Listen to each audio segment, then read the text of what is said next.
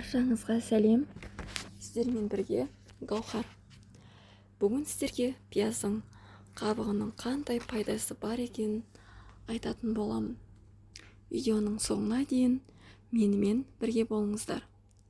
Пияз амаралистер тұқымдасы жуа туысының ең көп тараған түрі десек те болады. Шыққан жері Орталық Азия мен Ауғанстан. Пияздың емдік қасиетін көпшілігіміз білеміз.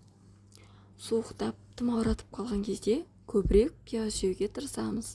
Мұрыннан соққанда, мұрын бітелгенде пияздың сөлін мұрнымызға тамызамыз.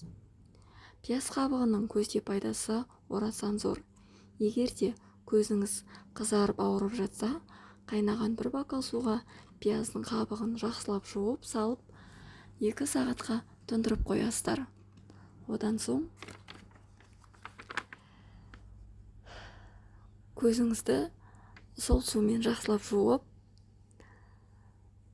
ішіне кіргізіп тұрып жуасыздар. Дәл осы тәсілді 1 апта немесе 10 күн қайталайсыздар. Таңертеңгісін, кешкісін жуып отырасыздар. Өте керемет әдіс. Қайталап көріңіздер, жуып көріңіздер. Пайдасы өте зор. Егер де пайдалы болып жатса, пікір қалдырып, лайк басып, арнама тіркеліп алыңыздар.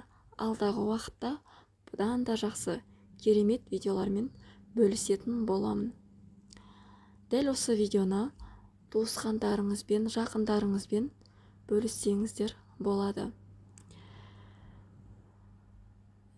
Видеоның соңына дейін менімен бірге болғандарыңыз үшін көп рахмет. Сау болыңыздар.